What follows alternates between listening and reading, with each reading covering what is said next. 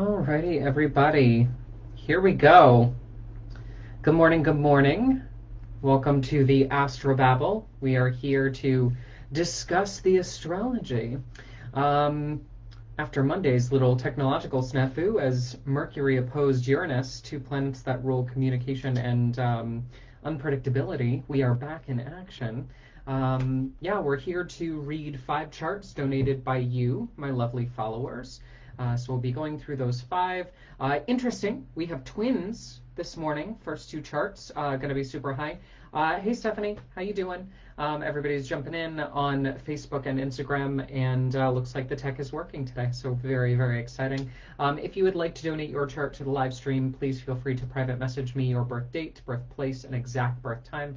I will add you to the list. The list is rather long, so please be patient, but I will message you when your chart is featured. And if you'd like to schedule a private consult or learn astrology, you can always go to my website, scorpiorisingastrology.com. Hey Jenna, how you doing?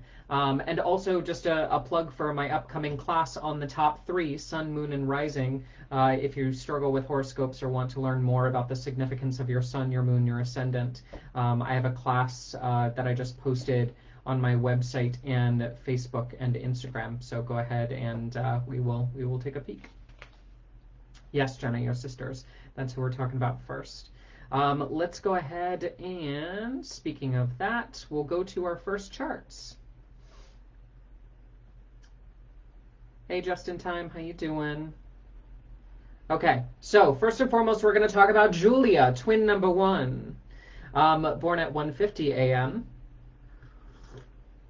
And for those of you who are watching the recording or Facebook, you can see the actual chart. And here is what got me so fevered on Monday, because when we have an ascendant at 29 degrees out of 30, like a couple minutes makes the complete difference and can totally rearrange a chart, right? Especially from a traditional astrologer's perspective, where we use the ascendant to then align the houses, which provides rulership, and there's a lot of detailed information, which makes astrology kind of difficult if you don't know the exact birth time. The accuracy of the information is very, very slighted.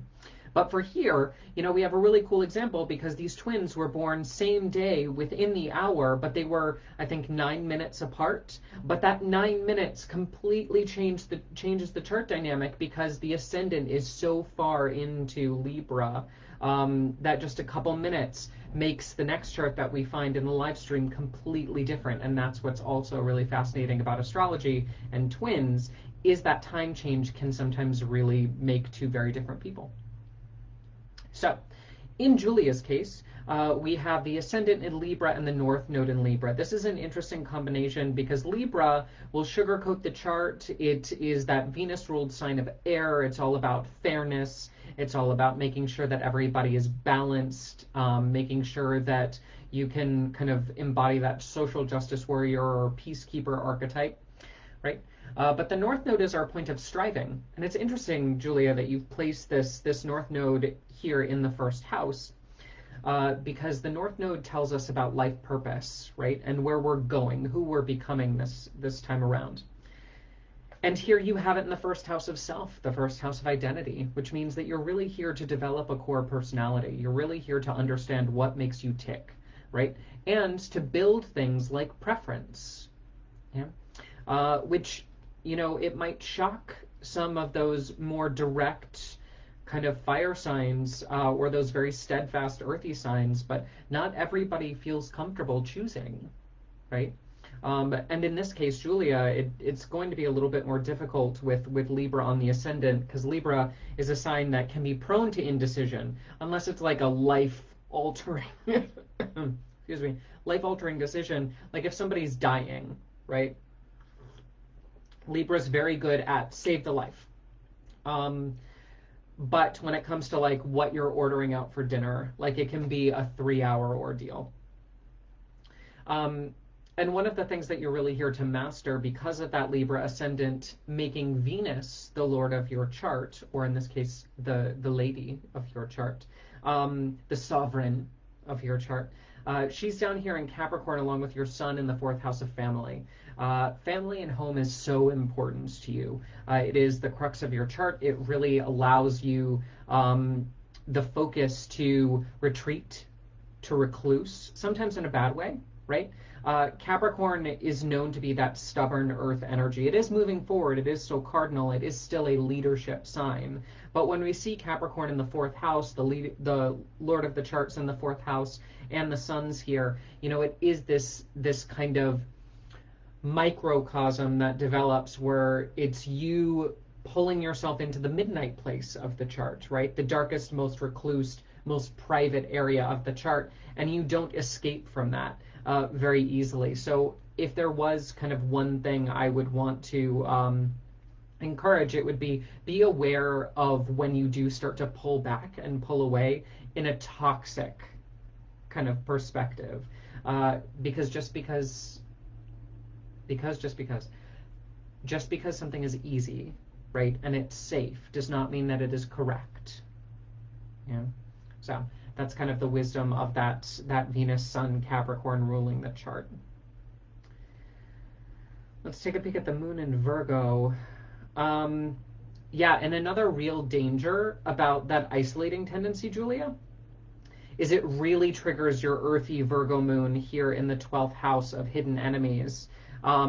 When you isolate, right, it does produce this kind of hypochondria that starts to come up. Like you start to think that too many things are wrong, start to get a little bit paranoid. Moon in Virgo in the 12th can be very much about the mind and the emotions turning against you, and you kind of getting too much in your head, too much in your heart, spiraling downwards, right? One of the antidotes for that is going to be your 11th house of socialization, right? Which is a little bit more difficult in COVID, but you can always bring, one or two close family members or friends into the home to kind of spend time, and to make sure that you're not overdoing it in the self-criticizing department, because that moon in Virgo can get just a little bit tricky when it comes to nitpicking, which is a great skill for others, right? You'd be an excellent nurse. You'd be great at healthcare because you pay attention to so many fine details. It makes people's heads hurt.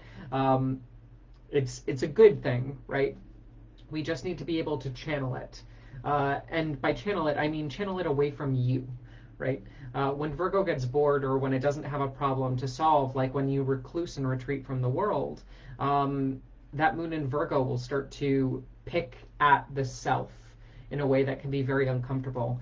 But Virgo, the problem solver, in the 12th house of hospitalizations, and Jupiter down here in your second house of finance, ruling the 6th house of health, like you would benefit greatly from giving care to other people, both emotionally, in terms of kind of venting your own frustrations on the caregiving process, but then also you earning money or earning a living, earning a financial benefit from your ability to be of service.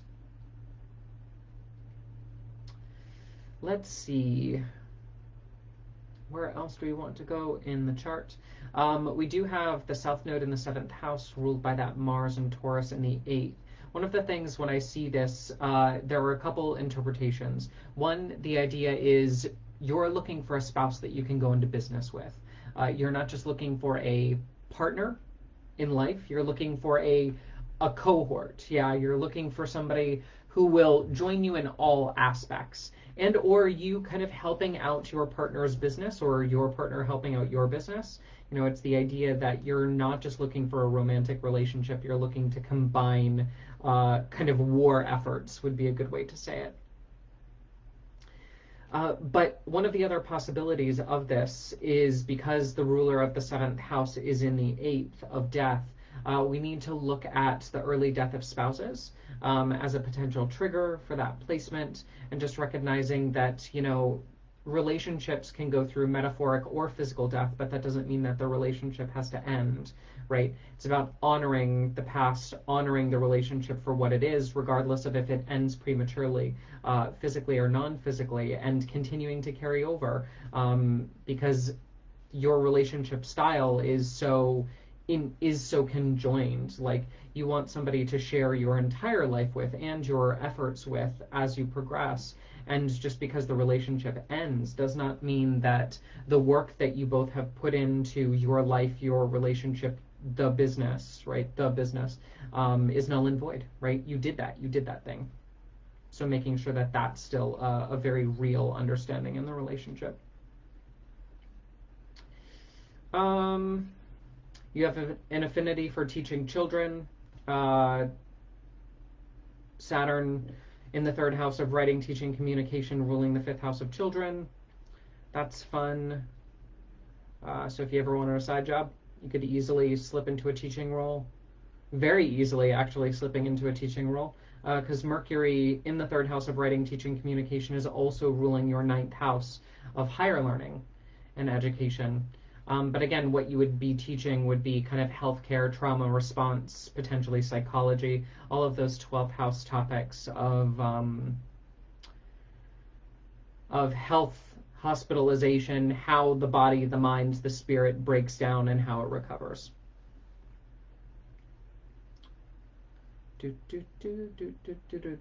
Okay, I think that's pretty much it for Julia.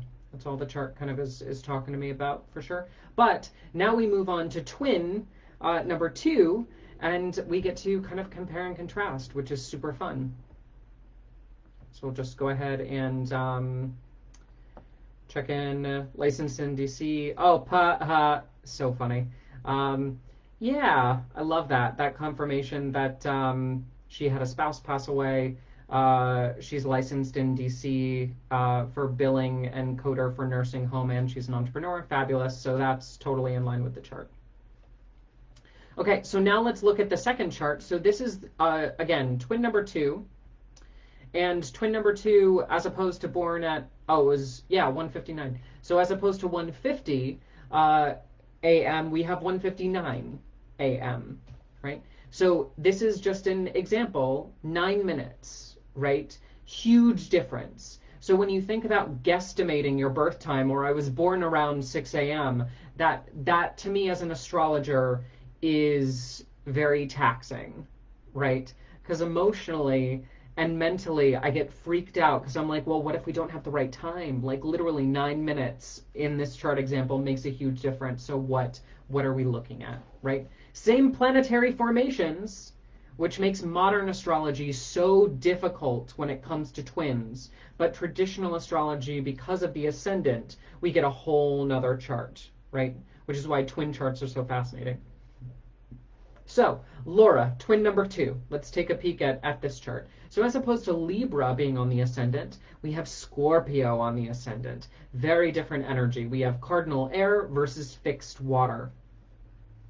Libra is the peacekeeper, right? Libra is the one who's always looking for balance and amicability, and we can work this out, and, let's be kind and just and right. Scorpio's like, screw you. I'm too sensitive for this shit. Scorpio on the rising, as some of you know, my astrology business, I have named Scorpio rising, so I have the same placement. I can speak with a certain level of authority with this placement. It's just the idea that we are so perceptive, we're so hyper aware, that it becomes detrimental for us to be too ambiguous, right? Libra thrives in that ambiguity of those options, right? Let's consider this, let's consider that. Scorpio's like, I literally don't have the emotional space to consider all of these options. Pick one, right? Which is why Scorpio is often known for that piercing gaze. They're trying to get to the truth of the matter, the one right answer, not consider the options, but look at what is most favorable, what is most honest, right? Scorpio is the master of secrets. And so we look at that Scorpio on the rising and we see this affinity for, the underworld and the Gothic and all things that are secretive, but also that sensitivity, that hyper emotionality, those intuitive abilities, all things that the fixed water sign of Scorpio represents. Now, one thing to be aware of, Laura, because you have your ascendant applying to a conjunction with Neptune and Scorpio. Neptune and Scorpio does bring up some physical things, because the first house is the house of the body in medical astrology, which is one of my specialties. Like, we need to respect that Neptune and Scorpio will sensitize the body systems. and really make you very, very, very triggered by chemicals, right? Um, Neptune is the planet of ambiguity and making things really wishy-washy and confused, and Scorpio is literally a sign of absorption and sensitivity. So the minute that you touch caffeine, the minute that you touch alcohol, the minute that you touch a medication, right, you streamline it right into your system because your body is just so sensitive. I remember when I went to go get my wisdom teeth taken out, and they put the needle in my arm, and within a second I was like, oh my god, I feel it, and I was out. And the last thing I remember is the nurse saying, already? Like, and that's like, I can't take aspirin, I can't take Advil, I can barely do coffee decaf as it is. There's just a hypersensitivity with Scorpio on the ascendant, but because it's conjoining Neptune, even more so, right? So that's just something to be aware of. Now, what's interesting about your chart versus the previous chart, Laura, is the ruler of the chart. So Venus ruled the previous chart from the fourth house of family and home, emphasizing the concept of family and home in the previous chart. In this chart, we have Mars ruling the chart because Scorpio is on the ascendant and Mars is the traditional ruler of Scorpio. So we look to Mars's placement in the chart to see what the native is all about, right? And in this case, we find Mars in Taurus in the seventh house of relationships, meaning that, Laura, you're kind of addicted to love. I'm just putting that out there. Just the idea that relationships and the idea of being with somebody is so viscerally important to you, your chart, your makeup, that it does kind of suck and drain a lot of your energy. And the type of spouse that you're kind of looking to partner with is a really nice blend to complement a lot of your chart themes. But again, we need to realize that there's a difference between finding a spouse because you enjoy somebody else's company, right? And you enjoy that person versus I need them in my life, right? I need my other half. That's powerless language, and that needs to stop, right? And that's the detriment of having the ruler of your chart in the seventh house of relationships is, look, I know that relationships are so emphasized in our society. We're social creatures, we're tribal animals, blah, blah, blah. But especially with Mars ruling the chart, power is a really big concept for you. The idea of power and personal identity, very important with Mars. But to give that power to somebody else, right? We need to make sure that that's not turning into a toxic development. But I mean, you're attracted to somebody who's actually like a really nice, normal human being. You know, Taurus on the seventh house of relationships does attract you to normal, does attract you to boring, does attract you to somebody who is a rock, somebody who is steadfast, somebody who really just has their shit together, right? And to have Mars in Taurus, it's a very driven type of Taurus. Like, you're not just marrying a cow in the field, like you're marrying a bull, somebody who has an aggressive tendency, somebody who has that go, do, act, be type energy to them, which I like. It kind of gets Taurus off the couch. But likewise, interestingly enough, just like the previous chart, you're looking for a spouse who's connected to you in terms of work and what you do for a living. In the previous chart, we had the ruler of the seventh house in the eighth house of business and entrepreneurship, right? Well, in this, we have Mars ruling the sixth house of work and health and pets, right? So there's still that work dynamic, the need for your spouse, your partner of choice, to be with you business-wise, work-wise, to potentially even be in the same field as you, right, will be a very important source of comfort. Yeah, part of that is your Scorpio side because you just want to keep tabs on him. Yeah, I see you. I know. Let's see. Now, as opposed to the previous charts, this chart emotionally recharges through social connection, right? You have your moon in Virgo in the 11th house of friendships and tribes and social groups, which is lovely. I always enjoy a good moon in Virgo in the 11th house. Now, it is still a moon in Virgo, though, so it is a little bit more obsessed with managing the party than it is enjoying the party. But still, the idea of having people around is a refreshing and emotionally cleansing activity for Laura.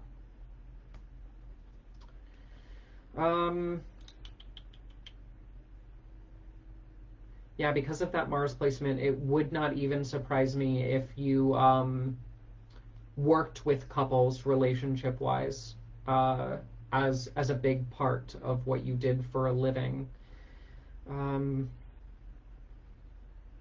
Yeah, and you will also earn a large portion of your income due to your identity. So like this is a great chart of somebody who wanted to be like a social media influencer. Somebody who wanted to be a little bit more vocal, somebody who specifically wanted to work with couples, work with identity, power, self-shaping. Marriage counseling would be excellent for you. Just the idea of, again, your emphasis on relationships, your need to be social, and how you derive your money from your own personality, your own sense of self-work. Like there's a lot of chemistry and synergy there with the idea of like you being a wedding planner, marriage counselor, stuff like that. Especially because with that Scorpio rising, you can use that intuition to see who's going to cheat. So all that stuff.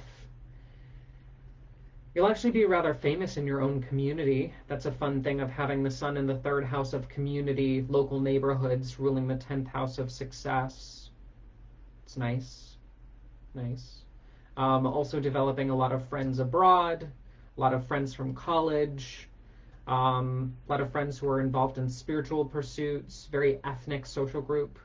You know, you're really connected and are able to emotionally bond with people from all over the world. Which again, social, all that. But I think one of the things that you need to respect about your own life and your own work, Laura, is that you're here to do the development, right? North Node and the 12th house of karmic healing being ruled by Venus in the 3rd house of writing, teaching, communication. Like, yes, you're taking the authority role in a lot of these relationships and in a lot of these karmic interactions, but at the same time, you're here to heal. You're the one who's doing the deep digging. You're the one who's actually, through working on yourself, you work on others, and that kind of visceral interchange. Like you're not here to caregive as a primary action like the previous chart. Instead, you're actually here to work on you, and through working on you, you'll find success with others. Excellent. Cool. Thank you, Laura. I appreciate you donating your chart to science.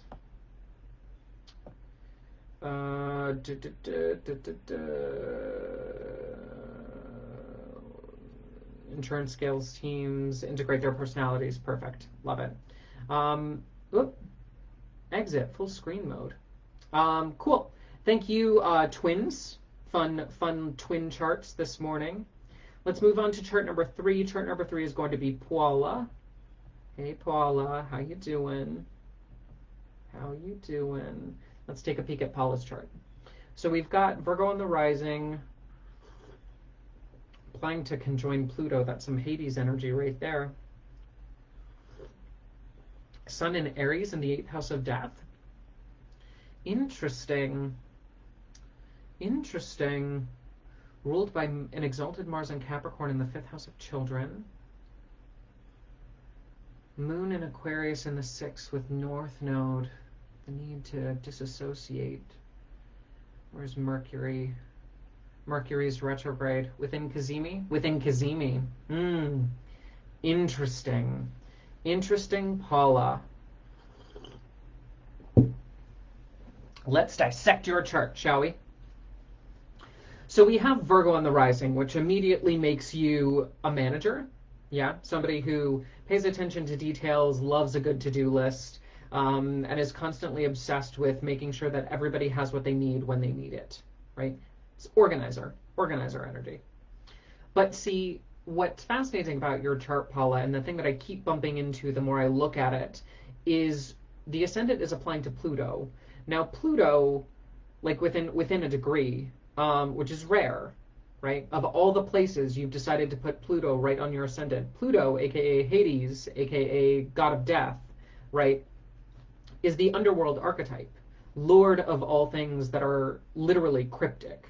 Um, and we see so many death themes in the chart that I think it's fascinating that you've decided to engage in all of this death work. I think it's beautiful, but it's so clear in the chart. Ascendant applying towards Pluto, and then you've put your exalted sun in Aries in the literal 8th house of death, conjoined Mercury, who is the psychopomp. He's backwards in Aries, which isn't a great place for him to be. But the idea of you specifically having that all access pass to the underworld, I like it. I like it a lot. You know, the moon in Aquarius in the 6th also needs to teach you a really fun lesson about detachment. Aquarius is the sign that is kind of otherworldly by nature. A lot of people call Aquarius the sign of the alien for a reason. It's known to disassociate. It's known to be not of this world. You know, Aquarius is that fixed air sign that kind of rises above it all and sees the bigger picture and is quite enlightened when it wants to be and quite odd when it doesn't want to be, which kind of puts people off. But it's a sign that is known for traits like apathy and the need to not involve emotion, which is interesting because you've put your emotional planet, the moon, in that sign, right? So the need for you to build up those emotional walls, those boundaries, to really create that semi-permeable membrane around your heart space, especially when it comes to your work. And why would you need to do that, Paula, if you weren't involved in very delicate and very potentially toxic and tricky work environments? Okay. Let's see. You probably already have your ministerial license for those same reasons. We have that moon in Aquarius being ruled by Saturn in Taurus in the 9th house, one of the most grounded placements that we could possibly evoke in a chart. Just massively grounding, so grounding, in the 9th house of spirituality. Like, again, why would you need all of that certainty? Why would you need all of that presence? Why would you need to create such firm boundaries in sacred space in the 9th house of travel, foreigners, higher education, spirituality? Like, why? Why would you need to do that? Unless you were discussing very delicate topics regarding faith, the afterlife, the idea of potentially passing over, healing not going according to plan, right? All of those things. You know, you do also have a really interesting formation, Paulo, with the ascendant at 26 degrees applying to a direct opposition with Venus in Pisces. And I think one of the signifiers that I've seen in multiple charts with this formation is, unfortunately, you've learned throughout your life, and you kind of came in here to learn, that there is always a mess to clean up. And there is always an unresolved issue, and there is always something that is not okay, right? Venus, as goddess of love and abundance, in her exaltation of Pisces, her favorite sign to be in the 7th house of relationships, is literally like having the Holy Grail in your relationship house. It is the best placement. Like, legit. You've decided to put the literal goddess of love in your 7th house of relationships and give her her favorite sign. Make her the most powerful Venus she could be. And what do? You say, screw that. I want to focus on the problem. That's the curse of Virgo, darling. That is the curse of Virgo. Is you're so obsessed with working on what needs to be worked on that you forget to enjoy the people specifically that are here to help you feel comfortable. Can't feel comfortable, always something to work on. right? And your relationships are really trying to tell you, viscerally trying, with everything that they have, to give you more love than you think you deserve, right? And because of what you've seen, because of what you do, because of how you've made your chart, the difficulty is going to be surrendering to that, right? But that's the balance, The minute that that door shuts and you're within your safe space of your home, right? You need to become a different person in your relationships, because your home is safe, right? It's safe from the death. It's safe from the need for detachment. It's safe from, all of these placements that you've strategically put in your charts to do the work that you're here to do. But the minute that that door shuts and you're with your significant other, you got to let it all go. You got to let the walls down, because there is nothing in your charts that indicates a lack of safety in that department. Your exalted Venus in Pisces is being ruled by Jupiter, the most prosperous planet of the chart, in his home sign of Sagittarius, in the 4th house of home. Like the level of perfect in your home and relationship life is mind-boggling. Mind-boggling. And yet there is always an issue. But it's of your own making, darling, because of what you've been conditioned to do in this life. And I'm not saying that you need to choose. I'm saying that you need to balance, right? Learn who you are at work is not who you actually are as a person. Yeah. And separate those two things. And I think that your spouse and your home and your family life are really here to teach you that lesson, teach you that dynamic. Remember that there are so many different sides of you, and you don't need to have that work hat on all the time. It is okay to rest and enjoy. So says Venus. Okay, that's the major life lesson of that chart. So we'll go ahead and we'll move on. Okay, so 4th chart in the queue is going to be Micah. Thank you so much for donating your chart. I appreciate it. Let's take a peek.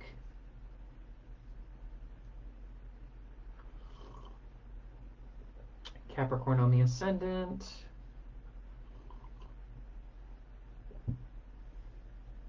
Saturn in Aquarius, 2nd house of finance. Good money.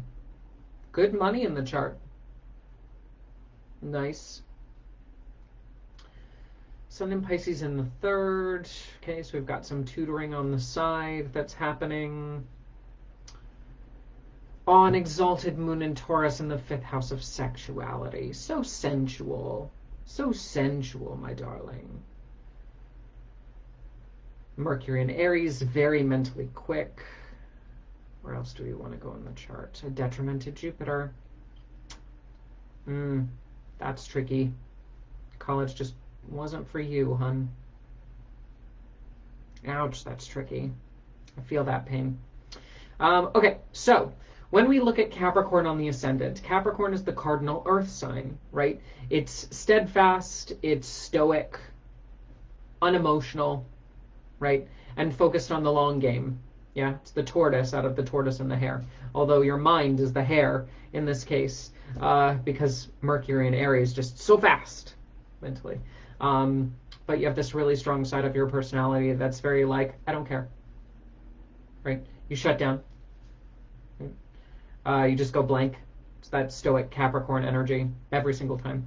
And you've got an earthy moon too, and I think that Taurus really helps you to balance that polarity, because Capricorn can be cold and rigid, but Taurus is the warm earth sign. Like it's the sign that appreciates sensuality and appreciates being loved and adored and can feel things, right? Which is the middle ground between that Capricorn ascendant and your sun in Pisces in the 3rd house of writing, teaching, communication. So I like that. I like that interplay. I like you having that coldness, but then being able to kind of recognize your squishy center. Yeah. So it's a good blend of that hard earth that soft earth and that really mutable water energy. So you've got the boundaries to back up that sun in Pisces. Most people who have sun in Pisces, they lack that boundary, but you've cultivated it. Great job. Now Saturn in Aquarius ruling the chart will do some very interesting things to the body, right? It will make you very feeble for the first 16 years of life or so, very awkward, very gangly, very physically sick to some degree, right? Because Saturn is the planet of restriction, the planet of withdrawal, the planet of feebleness. But just like slow and steady wins the race Capricorn, right? As time matures, you're about to hit your first Saturn return over the next year and a half. So it'll be a very interesting year for you, for sure. Lots of interesting stuff happening for you over the next year as you really come into your own financially, right? It'll be a pretty good year for you financially. I enjoy it once everything stops, screwing around in your first house of personality, and you actually develop a sense of self. Because there are certain parts of you that just aren't leaving, right?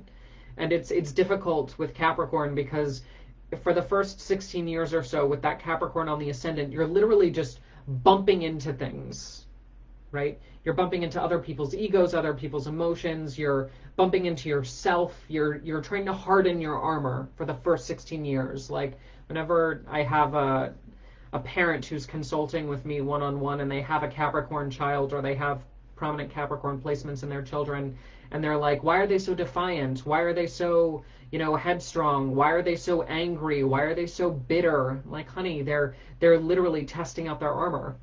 And you can't test out the armor without getting kinks in it, right? You got to ram into stuff. And that's what Capricorn does, is trying to figure out what hurts the worst and what doesn't hurt. And then once you figure that out by the first Saturn return, you really start to say, okay, for your chart specifically, the power is money. The power is wealth. The power is self-confidence. The power is me being the best version of myself that I can be, which in and of itself is mutable. You have Mars and Venus co-present in Aquarius. It's a very gender fuck kind of energy where we have Mars, the planet of young, of action, of masculine tendencies, and then Venus, the planet of yin, the planet of rest, planet of feminine tendencies, both in the sign of Aquarius, who's just queer in general. And it's the idea of the fluidity being rigid. Like, what is the mode? The mode is the extremes, right? And so as you lean into that, as you kind of lean into that ambiguity, I think it's going to be just a really interesting year for that Saturn return. Let's see.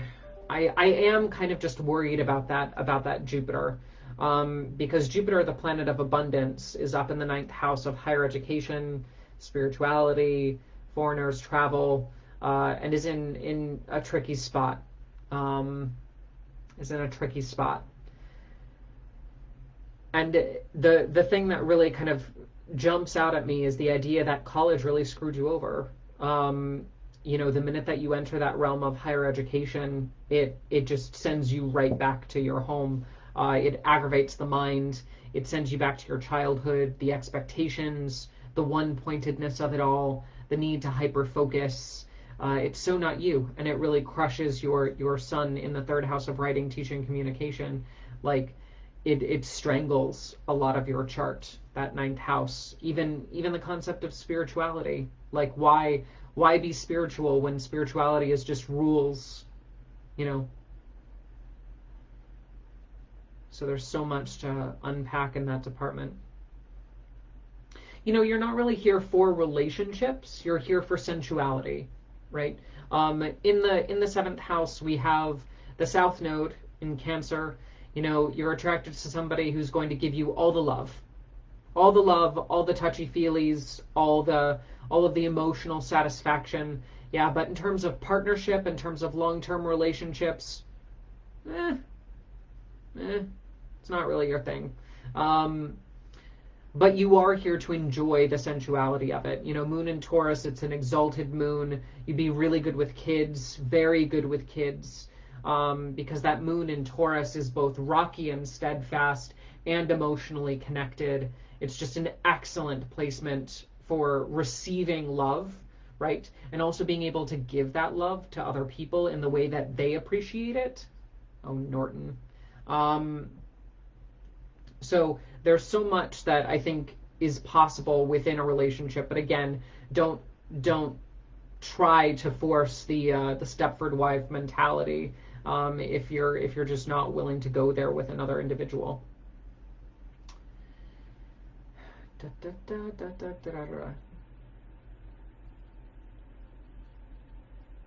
Yeah, I think that's it. I think those are some pretty big life themes already. So we'll leave it there, and we'll move on to our last chart of the live stream. Just checking real quick comments, making sure that everybody's good. Looks like we're good. So we'll pull up last chart. Katie? Katie. Yep, Katie is the last chart. Katie is the last chart. Here we go. Yeah, another exalted moon. Great. Let's see. So we've got Venus and Virgo in the first. Ouch. Then Mercury and Scorpio ruling the chart from the third. Oh, nice Saturn. Nice Saturn. Good working with kids. Excellent disciplinarian. Home life on point. The love of higher learning. Love of higher learning. But the need to escape your own community. Yeah, I see it. Okay, Katie, let's go ahead and let's unpack the chart. First and foremost, Virgo on the ascendant gives you that manager, that kind of let me speak to your manager energy. Virgo is all about details and managing those details, right? Counting, measuring, distributing, making sure everybody has even portions, or at least the portions they deserve. That kind of stuff. The worry that I have for you is you have Venus in Virgo in the first house of self, and Venus in Virgo is a planet in her detriment. So when Venus was passing out the gifts on your birthday, she was a little bit stingy, right? And Venus in Virgo I like to call the Barbie doll formation, because Venus, when she's in her detriment, will do one of two things in order to satisfy those Venusian qualities. She'll either go to Libra or Taurus. And your idea of beauty will be at one of the two extremes. The first extreme we see with Venus in Virgo in the first house is comfort, the Taurus move, right? And that's where you're literally no makeup, sweatpants, haven't showered in a couple days, and all of that is perfectly fine. Wearing baggy clothes, outdated clothes from the Salvation Army, wearing things until they literally have holes in them. Just the epitome of comfort and lackadaisicalness in terms of self-care. The opposite can also be true with this formation, where you literally turn into a Barbie doll. And you are so meticulous, and you are so Libran, so focused on the beauty, the rightness, the correctness, the over-exaggeration of things you think are beautiful, like lashes, like lips, like makeup, like curves. And you seek nothing but to please other people visually with your presence, right? So it's either you being totally comfortable or you being totally uncomfortable at other people's expense. And that's one thing that we need to look at with Venus and Virgo. First things first with that on the ascendant. Now, self-image aside, right? Self-care aside, the ruler of your chart is Mercury in Scorpio in the third house of writing, teaching, communication. Makes you a natural communicator, makes you a good teacher, makes you somebody who's able to communicate ideas easily. However, you would much rather be a student. The perpetual student is a good archetype to have in your chart. Because we have the moon in Taurus in the ninth house of higher education, worldliness, travel, spirituality. The ninth house topics that I just mentioned are your strength, right? You're an excellent learner. You're great at schoolwork, keeping on task. making sure that you're both comfortable and that the work comes easy, but that you're also learning and indulging and drinking up new experiences, new thoughts, new worldviews, and just emotionally resonating with that ninth house. I love that, right?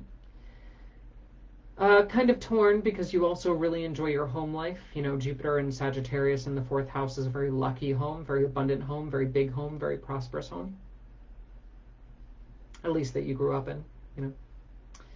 But the need to escape is also there. The need to kind of run away and never return, you know, where you could leave your old Venus and Virgo behind, and say, hey, this image of myself, this image where everybody thought I was one way, is not correct. And so I'm going to leverage the strength in my chart and move away, go to college, go somewhere else, and assume this new identity, assume this new life.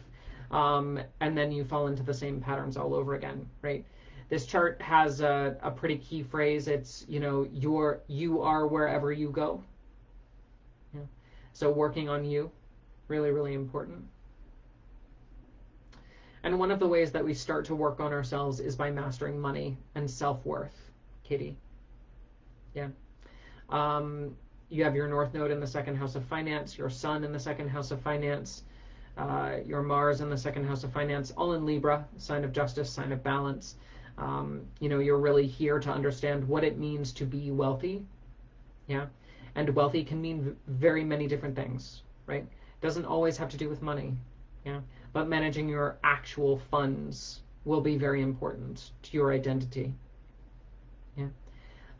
And then also, like, you could even be an accountant. You'd be a great accountant, actually, because of that detail-oriented nature, for sure. Be a great bookkeeper. But the idea of you managing self-worth, you know, is also a form of wealth. So that needs to kind of be kept in mind.